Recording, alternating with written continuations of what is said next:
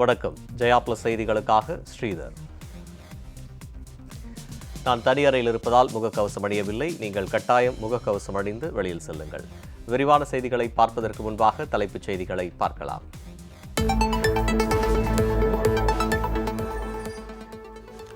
சர்வதேச அளவில் 47 நாடுகளில் பரவியது ஒமைக்ரான் வைரஸ்.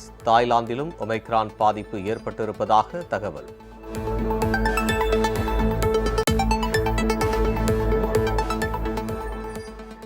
அமெரிக்காவில் ஒமைக்ரான் வைரஸ் வேகமாக பரவினாலும் டெல்டா வைரஸை விட தீவிரம் குறைவாக உள்ளது. அமெரிக்க அதிபரின் மருத்துவ ஆலோசகர் ஆந்தோனி பவுசி தகவல்.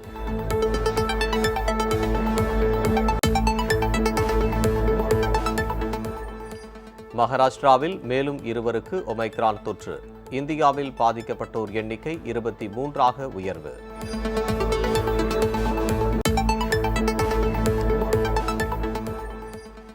டெல்லியில் பிரதமர் மோடியுடன் ரஷ்ய அதிபர் விளாடிமிர் புதின் சந்திப்பு. AK-203 ரக துப்பாக்கிகளை இந்தியாவில் உற்பத்தி செய்வது உள்ளிட்ட முக்கிய ஒப்பந்தங்கள் கையெழுத்து.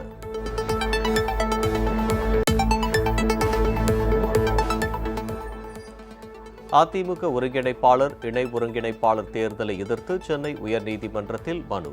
இன்று விசாரணைக்கு எடுத்துக் கொள்வதாக தலைமை நீதிபதி தகவல்.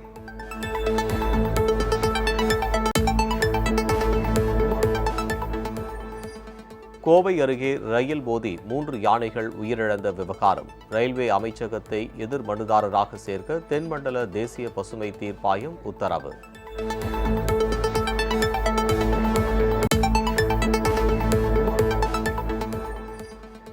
தமிழக ஜல்லிக்கட்டு சட்டம் தொடர்பாக எந்த உத்தரவும் பிறப்பிக்கவில்லை என உச்சநீதிமன்றம் கருத்து.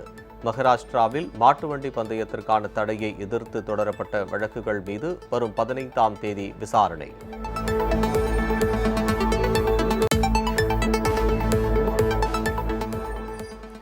குறைந்தபட்ச ஆதார விலை கோரிய விவகாரத்தில் மத்திய அரசு இதுவரை தங்களை பேச்சுவார்த்தைக்கு அழைக்கவில்லை.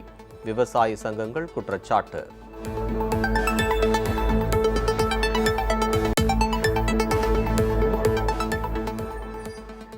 நாகாலாந்து துப்பாக்கிச்சூடு சம்பவம். மத்திய பாதுகாப்புத்துறை செயலாளர் மற்றும் உள்துறை செயலாளருக்கு தேசிய மனித உரிமை ஆணையம் நோட்டீஸ்.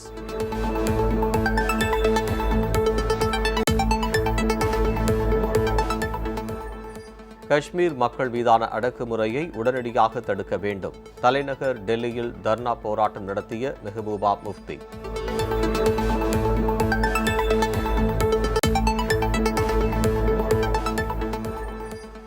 பிரபல பாலிவுட் நடிகை ஜாக்லின் பெர்னாண்டஸ் மீதான 200 கோடி ரூபாய் மோசடி வழக்கு. டெல்லி அமலாக்கத்துறை அதிகாரிகள் முன்னிலையில் நாளை விசாரணைக்கு ஆஜராக உத்தரவு.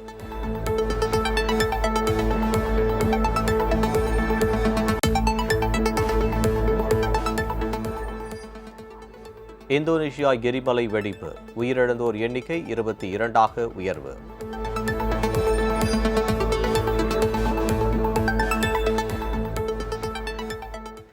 சர்வதேச அளவில் 47வது நாடாக ஒமைக்ரான் வைரஸ் தற்போது தாய்லாந்திலும் பரவி உள்ளது.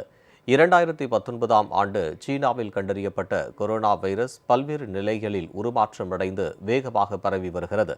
அந்த வகையில் தற்போது ஒமைக்ரான் என்ற புதிய வகை கொரோனா வைரஸ் உருமாறியுள்ளது. இந்த ஒமைக்ரான் உருமாற்றமடைந்த வைரஸ் மற்ற வைரஸை ஒப்பிடும்போது மிக வேகமாக பரவக்கூடும் என உலக சுகாதார அமைப்பு தெரிவித்துள்ளது. இதற்கிடையில் ஒமைக்ரான் வைரஸ் இந்தியா உட்பட உலகின் 46 நாடுகளுக்கு பரவியுள்ளது. இந்த வைரஸ் பரவலை தடுக்க பல்வேறு நாடுகள் தீவிர முயற்சி மேற்கொண்டு வருகின்றன. இந்நிலையில் 47வது நாடாக ஒமைக்ரான் வைரஸ் தற்போது தாய்லாந்திலும் பரவியுள்ளது. ஸ்பெயின் நாட்டில் இருந்து கடந்த மாதம் 29ஆம் தேதி தாய்லாந்து வந்த 35 வயது நிரம்பிய அமெரிக்கருக்கு ஒமைக்ரான் தொற்று உறுதி செய்யப்பட்டுள்ளதாக சுகாதாரத்துறை அதிகாரிகள் தெரிவித்துள்ளனர்.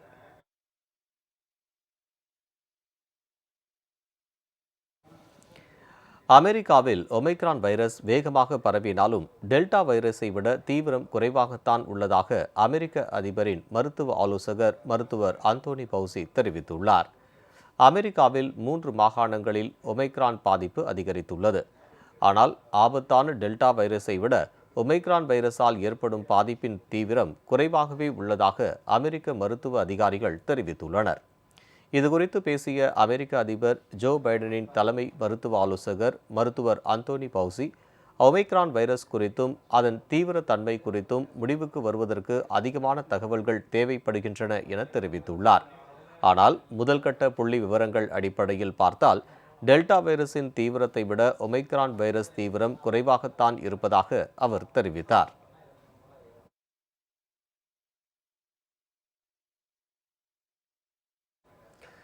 மகாராஷ்டிர மாநிலத்தில் மேலும் 2 பேருக்கு ஒமைக்ரான் கொரோனா தொற்று உறுதி செய்யப்பட்டுள்ளது. ஆப்பிரிக்காவின் தென் பகுதியில் உள்ள போஸ்வானாவில் இருந்து பரவத் தொடங்கிய ஒமைக்ரான் உருமாறிய கொரோனா தொற்று தற்போது இந்தியா உட்பட 30க்கும் மேற்பட்ட நாடுகளில் ஊடுருவியுள்ளது. இந்தியாவில் கர்நாடகா, மகாராஷ்டிரா, குஜராத் உள்ளிட்ட மாநிலங்களில் ஒமைக்ரான் தொற்று பரவியுள்ளது. இந்நிலையில் மகாராஷ்டிர மாநிலத்தில் புதிதாக 2 ஒமைக்ரான் தொற்று உறுதி செய்யப்பட்டுள்ளது. தென்னாப்பிரிக்கா மற்றும் அமெரிக்காவிலிருந்து வந்த 2 ஒமைக்ரான் கொரோனா பாதிப்பு ஏற்பட்டுள்ளது. இதனால் மகாராஷ்டிராவில் ஒமைக்ரான் தொற்றால் பாதிக்கப்பட்டோர் எண்ணிக்கை 10ஆக உயர்ந்துள்ளது. இந்தியாவில் இதுவரை 23 பேருக்கு ஒமைக்ரான் தொற்று ஏற்பட்டுள்ளது.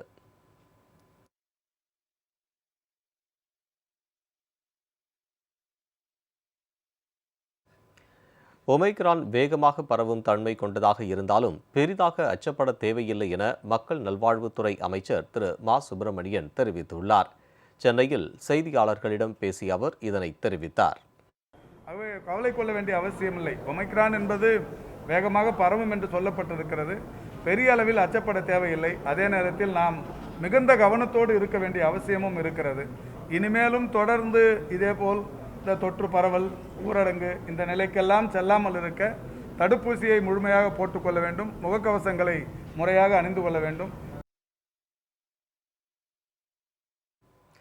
வேறு எந்த நாட்டிலும் இல்லாத அளவுக்கு இராணுவம் மற்றும் தொழில்நுட்ப துறையில் இந்தியாவுடன் தாங்கள் ஒன்றிணைந்து செயல்படுவதாக ரஷ்ய அதிபர் புதின் தெரிவித்தார்.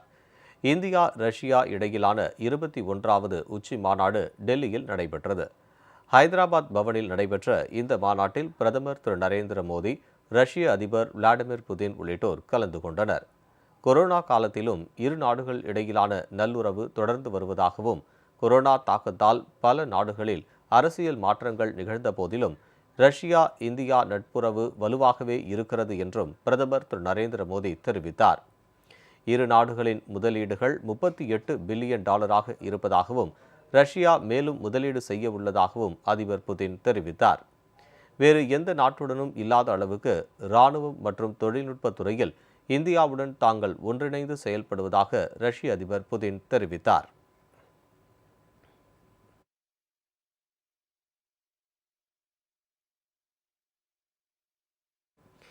ரஷ்யாவின் பிரபல AK-203 ரக துப்பாக்கிகளை இந்தியாவில் உற்பத்தி செய்வதற்கான ஒப்புதல் உறுதியாகியுள்ளது.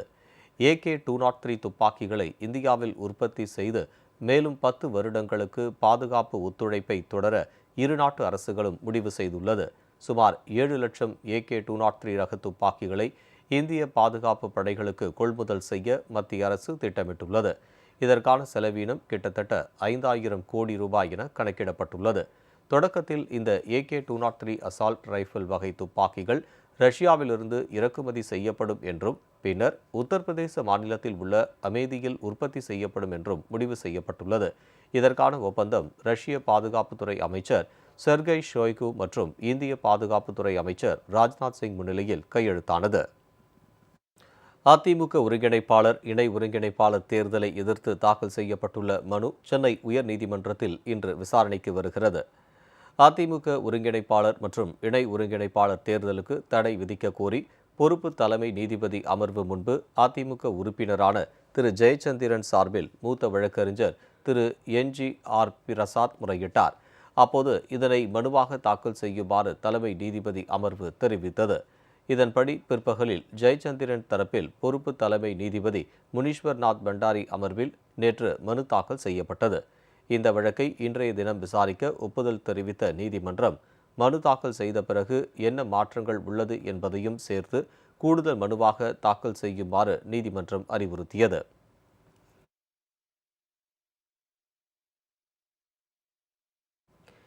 கோவை அருகே ரயில் மோதி யானைகள் உயிரிழந்த வழக்கில் ரயில்வே அமைச்சகத்தை எதிர் மனுதாரராக சேர்க்க தென்மண்டல தேசிய பசுமை தீர்ப்பாயம் உத்தரவிட்டுள்ளது. கோவை மாவட்டம் நவக்கரை அருகே கடந்த நவம்பர் 26ஆம் தேதி கர்ப்பிணி யானை உட்பட 3 யானைகள் ரயில் மோதி உயிரிழந்தன.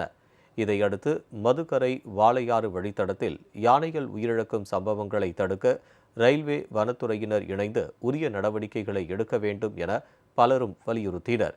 இந்நிலையில் இந்த விவகாரம் தொடர்பாக நாளிதழில் வெளியான செய்தியை அடிப்படையாக கொண்டு சென்னையில் உள்ள தென்மண்டல தேசிய பசுமை தீர்ப்பாயத்தின் நீதிபதி ராமகிருஷ்ணன், தொழில்நுட்ப உறுப்பினர் சத்யகோபால் ஆகியோர் மனித விலங்கு மோதலை தவிர்ப்பது, யானைகளுக்கு அவசர கால சிகிச்சை அளித்து காப்பாற்றுவது தொடர்பாக பீப்பிள் ஃபார் கேட்டில் இன் இந்தியா அமைப்பு தொடர்ந்த வழக்கில் பிறப்பித்துள்ள உத்தரவில் மனிதர்களின் தலையீட்டால் விலங்குகள் உயிரிழப்பை தடுப்பது குறித்த செயல் திட்டத்தில் இந்த விஷயத்தையும் கருத்தில் கொள்ள வேண்டும் என்றும், எனவே அதற்கு உரிய உத்தரவுகளை பிறப்பிக்க ஏதுவாக சென்னையில் உள்ள தெற்கு ரயில்வே அலுவலகம், சேலம் கோட்ட ரயில்வே அலுவலகம், மத்திய ரயில்வே அமைச்சகம் ஆகியவற்றை இந்த வழக்கில் கூடுதல் எதிர்மனுதாரர்களாக சேர்க்க மனுதாரர் நடவடிக்கை எடுக்க வேண்டும் என்று உத்தரவிட்டுள்ளனர்.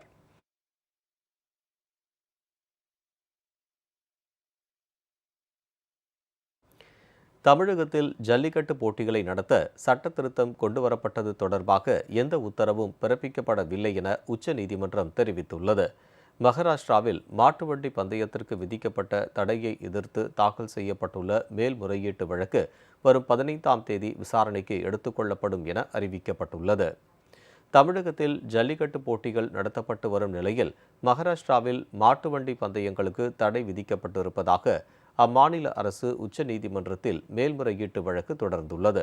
அப்போது ஜல்லிக்கட்டு மற்றும் மாட்டு வண்டி பந்தயங்கள் நடத்தும் வகையில் தமிழக மற்றும் கர்நாடக அரசுகள் சட்ட திருத்தம் கொண்டு வந்ததால் மகாராஷ்டிரா அரசு தொடர்ந்துள்ள வழக்கின் விவரங்களை அம்மாநில வழக்கறிஞர்களுக்கு வழங்குமாறு மகாராஷ்டிரா அரசுக்கு உச்சநீதிமன்றம் கூறியிருந்தது. மேலும் அடுத்த விசாரணைக்கு தமிழக கர்நாடக வழக்கறிஞர்கள் ஆஜராகுமாறும் உச்சநீதிமன்றம் தெரிவித்திருந்தது. இந்நிலையில் இந்த வழக்கு உச்சநீதிமன்றத்தில் நேற்று மீண்டும் விசாரணைக்கு வந்தது. இதில் தமிழக கர்நாடக தரப்பு வழக்கறிஞர்கள் விசாரணைக்காக ஆஜராகினர். அப்போது மகாராஷ்டிரா அரசு தொடர்ந்துள்ள மேல்முறையீட்டு வழக்கை வரும் 15ஆம் தேதி விசாரிப்பதாக நீதிபதிகள் தெரிவித்தனர். அப்போது தாங்களும் இந்த விசாரணைக்காக ஆஜராக வேண்டுமா என தமிழக தரப்பு வழக்கறிஞர் கேள்வி எழுப்பினார். இதற்கு பதிலளித்த நீதிபதிகள், தமிழகத்தில் ஜல்லிக்கட்டு போட்டிகளை நடத்த சட்ட திருத்தம் கொண்டுவரப்பட்டது பற்றி தாங்கள் தற்போது எந்த உத்தரவும் பிறப்பிக்கவில்லை. எனினும் மகாராஷ்டிரா அரசு தொடர்ந்துள்ள மேல்முறையீட்டு வழக்கில் பிறப்பிக்கப்படும் உத்தரவு தமிழக கர்நாடக மாநிலங்களின் முடிவுகளில் தாக்கத்தை ஏற்படுத்தலாம் என்பதற்காகவே ஆஜராகுமாறு கூறியதாக தெரிவித்த நீதிபதிகள் விசாரணையை வரும் 15ஆம் தேதிக்கு ஒத்திவைத்தனர்.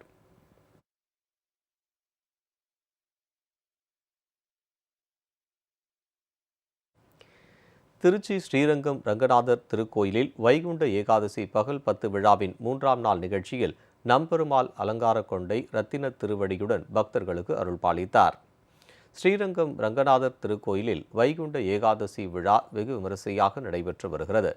பகல் 10 திருநாளின் 3ஆம் நாளான நிகழ்ச்சியாக நேற்று காலை நம்பெருமாள் அலங்கார கொண்டை அணிந்து திருமார்பில் அழகிய மணவாளன் பதக்கம், மகாலட்சுமி பதக்கம், ரத்தின திருவடி உள்ளிட்ட திருவாபரணங்களை சூடியபடி தங்க பல்லக்கில் மூலஸ்தானத்தில் இருந்து புறப்பட்டு அர்ஜுன மண்டபத்தில் ஆழ்வார்கள் முன்னிலையில் எழுந்தருளினார். திரளான பக்தர்கள் சுவாமி தரிசனம் செய்தனர்.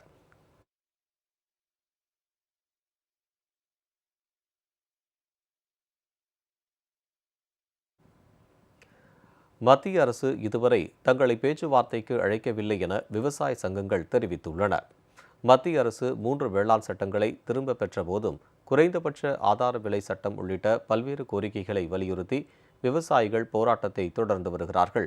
தங்களது கோரிக்கைகள் முழுமையாக நிறைவேறும் வரை டெல்லி எல்லையில் போராட்டம் தொடரும் என திட்டவட்டமாக தெரிவித்துள்ளனர். இது தொடர்பாக மத்திய அரசுடன் பேச்சுவார்த்தை நடத்த விவசாய சங்க பிரதிநிதிகள் 5 பேர் கொண்ட குழு அமைக்கப்பட்டுள்ளது. இந்த நிலையில் 5 பேர் கொண்ட குழுவுடன் விவசாயிகள் ஆலோசனை நடத்தினர். பின்னர் செய்தியாளர்களுக்கு பேட்டியளித்த பாரதிய கிசான் சங்க பிரதிநிதி திரு குர்நாம் சிங் சரூனி, மத்திய அரசோ மாநில அரசுகளோ இதுவரை தங்களை பேச்சுவார்த்தைக்கு அழைக்கவில்லை என தெரிவித்தார். இன்று மீண்டும் ஆலோசனை கூட்டம் நடைபெறும் என்றும் அடுத்த கட்ட போராட்டங்கள் குறித்து சம்யுக்த கிசான் மோர்ச்சா விரைவில் அறிவிக்கும் என்றும் திரு குர்நாம் சிங் தெரிவித்தார்.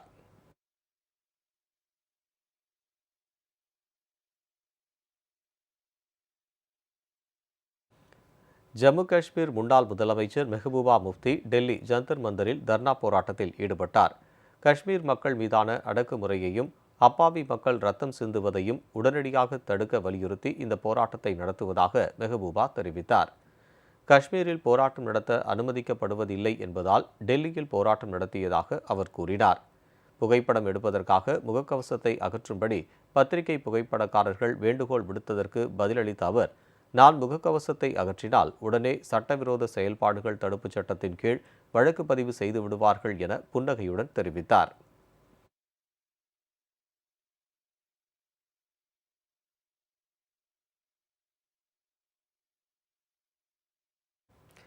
நாகாலாந்து தாக்குதல் சம்பவம் தொடர்பாக மத்திய பாதுகாப்புத்துறை செயலாளர், மத்திய உள்துறை செயலாளர் உள்ளிட்டோருக்கு தேசிய மனித உரிமை ஆணையம் நோட்டீஸ் அனுப்பியுள்ளது. நாகாலாந்தில் பாதுகாப்பு படையினரால் பொதுமக்கள் கொல்லப்பட்ட விவகாரம் நாடு முழுவதும் அதிர்வலையை ஏற்படுத்தியுள்ள நிலையில் இது தொடர்பாக தேசிய மனித உரிமைகள் ஆணையம் தாமாக முன்வந்து விசாரணைக்கு எடுத்துள்ளது. இந்த சம்பவம் தொடர்பாக மத்திய பாதுகாப்புத்துறை செயலாளர், மத்திய உள்துறை செயலாளர், நாகாலாந்து காவல்துறை தலைமை இயக்குநர் உள்ளிட்டோருக்கு நோட்டீஸ் அனுப்பியுள்ளது. நாகாலாந்து தாக்குதல் தொடர்பாக 6 வாரங்களுக்குள் விரிவான அறிக்கை தாக்கல் செய்ய உத்தரவிட்டுள்ளது. சிறப்பு குழு விசாரணை நிலவரம், பாதிக்கப்பட்டவர்களுக்கு அளிக்கப்பட்ட நிவாரண உதவி, காயமடைந்தவர்களுக்கு வழங்கப்படும் மருத்துவ சிகிச்சை உள்ளிட்டவை குறித்த விவரங்கள் அறிக்கையில் இடம்பெற வேண்டும் என தெரிவிக்கப்பட்டுள்ளது.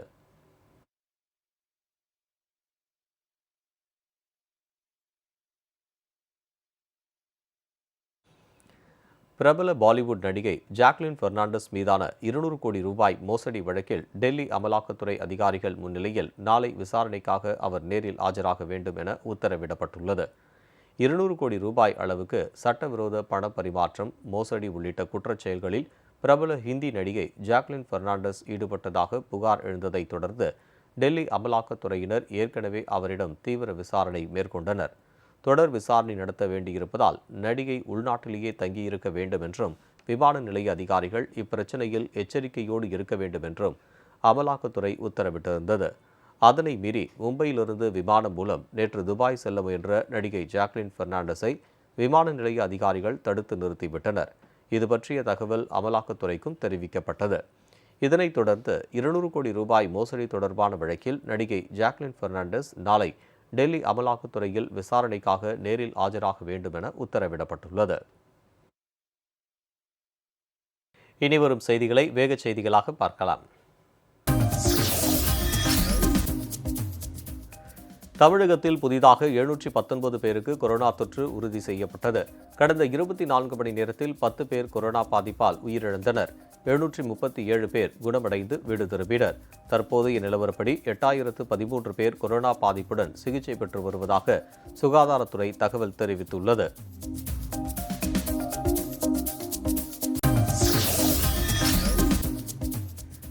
சேலம் கோகுல்ராஜ் கொலை வழக்கில் கைது செய்யப்பட்ட யுவராஜ் மற்றும் அவரது கூட்டாளிகள் விசாரணைக்காக மதுரை மாவட்டத்தில் உள்ள வன்கொடுமை தடுப்பு சிறப்பு நீதிமன்றத்தில் ஆஜராகினர்.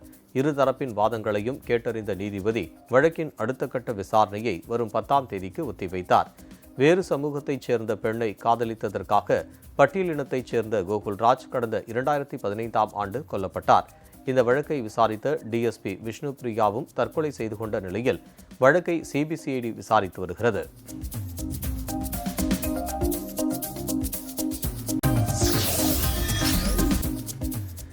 திருப்பத்தூர் மாவட்டம் ஆலங்காயம் அருகே வனவிலங்குகளை வேட்டையாடுவதற்காக வீட்டில் நாட்டு துப்பாக்கிகள் பதுக்கி வைத்த 2 பேர் கைது செய்யப்பட்டனர். திருப்பத்தூர் மாவட்டம் கல்லரப்பட்டி, பூங்குளம் பகுதிகளில் போலீசார் ரோந்து பணியில் ஈடுபட்டனர். அப்போது கல்லரப்பட்டியில் சின்ன பையன் என்பவர் வீட்டிலும், பூங்குளம் பகுதியில் சாமிநாதன் என்பவர் வீட்டிலும் நடத்திய சோதனையில் அனுமதியின்றி வீட்டில் பதுக்கி வைத்திருந்த 2 நாட்டு துப்பாக்கிகளை பறிமுதல் செய்தனர். இருவரையும் கைது செய்து விசாரணை மேற்கொண்டு வருகின்றனர்.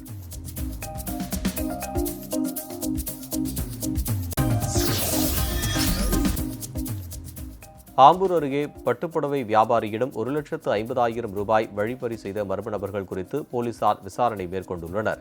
திருப்பத்தூர் மாவட்டம் ஆம்பூர் அருகே தொழிலதிபரின் காரை பின்தொடர்ந்து வந்த காரில் காவல்துறையினர் போன்று காக்கி உடை அணிந்து வந்த மர்ம நபர்கள் 1,50,000 லட்சம் ரொக்கத்தை எடுத்துக்கொண்டு தப்பிச் சென்றுள்ளனர்.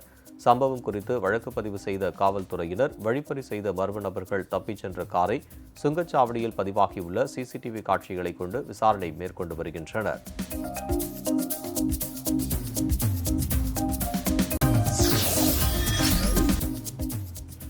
புதுச்சேரியில் கனமழையால் பழுதடைந்த கடலூர் சாலையை உடனடியாக சீரமைக்க வலியுறுத்தி நூதன போராட்டம் நடைபெற்றது. புதுச்சேரி கடலூர் சாலை தற்போது பெய்து வந்த தொடர் மழையால் இந்த சாலை மிகவும் கடுமையாக சேதமடைந்துள்ளது. இந்நிலையில் தற்போது பள்ளிகள் திறக்கப்பட்டுள்ளதால் சாலையில் செல்பவர்கள் கற்கள் பெயர்ந்து குண்டும் குழியுமான இடத்தில் சிக்கி விபத்து ஏற்பட்டு வருகிறது.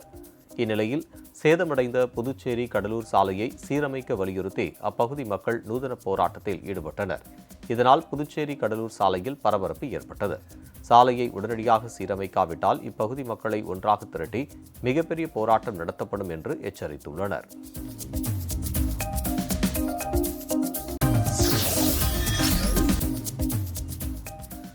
அரியலூரில் பள்ளி மாணவர்களிடையே செஸ் விளையாட்டை ஊக்குவிக்கும் வகையில் நடைபெற்ற போட்டிகளில் 300க்கும் மேற்பட்ட மாணவ மாணவிகள் கலந்து கொண்டு தங்கள் திறமைகளை வெளிப்படுத்தினர். நடைபெற்ற ஒவ்வொரு பிரிவிலும் 3 மாணவ மாணவிகள் தேர்வு செய்யப்பட்டு மாநில அளவில் நடக்கும் போட்டிகளில் பங்கேற்க தேர்வு செய்யப்பட்டனர். போட்டிகளில் வெற்றி பெற்றவர்களுக்கு மாவட்ட செஸ் அசோசியேஷன் சார்பில் பரிசுத் தொகை மற்றும் போட்டியில் கலந்து கொண்ட அனைவருக்கும் சான்றிதழ்களும் வழங்கினர்.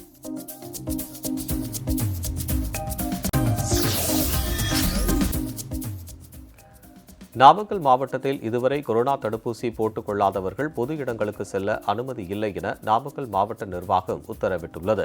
இதனால் தடுப்பூசி போட்டுக் கொள்ளாதவர்களை கடைகள் மற்றும் வணிக நிறுவனங்களுக்குள் அனுமதிக்க வேண்டாம் என நகராட்சி பணியாளர்கள் அறிவுறுத்தி வருகின்றனர். இதனையடுத்து நாமக்கல் நகராட்சிக்கு உட்பட்ட பல்வேறு பகுதிகளில் செயல்பட்டு வரும் வணிக நிறுவனங்களில் நகராட்சி பணியாளர்கள் இதுகுறித்து சோதனை மேற்கொண்டு வருகின்றனர்.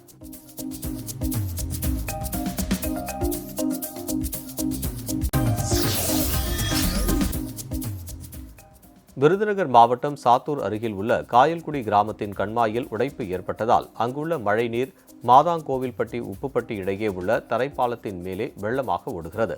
இதனால் இப்பகுதியில் பொதுமக்கள் செல்வதற்கும் போக்குவரத்திற்கும் தடை செய்யப்பட்டுள்ளது. இதனால் காக்கிவாடன்பட்டி, புலிப்பாறைப்பட்டி உள்ளிட்ட 20க்கும் மேற்பட்ட கிராம மக்கள் பெரும் சிரமத்திற்கு உள்ளாகினர்.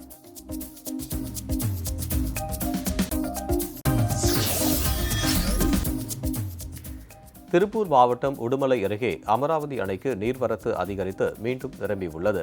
நீர்வரத்து வினாடிக்கு 3100 கனஅடிக்கு மேல் உள்ளதால் அணையின் பாதுகாப்பு கருதி 50க்கும் மேற்பட்ட கிராமங்களில் வெள்ள அபாய எச்சரிக்கை விடப்பட்டுள்ளது.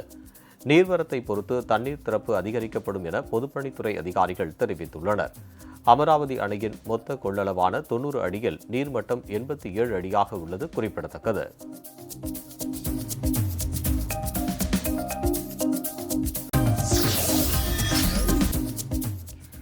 உலக புகழ்பெற்ற மதுரை மீனாட்சியம்மன் கோயிலில் கார்த்திகை மாத 3வது சோமவாரத்தை முன்னிட்டு 1008 சங்காபிஷேகம் நடைபெற்றது. லிங்க வடிவில் சங்குகள் வைக்கப்பட்டு சிறப்பு பூஜைகள், யாகம் மற்றும் உற்சவர் சிலைக்கு அபிஷேகம் செய்யப்பட்டது. சங்காபிஷேகம் நிறைவடைந்து வரிசையில் நின்ற திரளான பக்தர்கள் சுவாமி தரிசனம் செய்தனர்.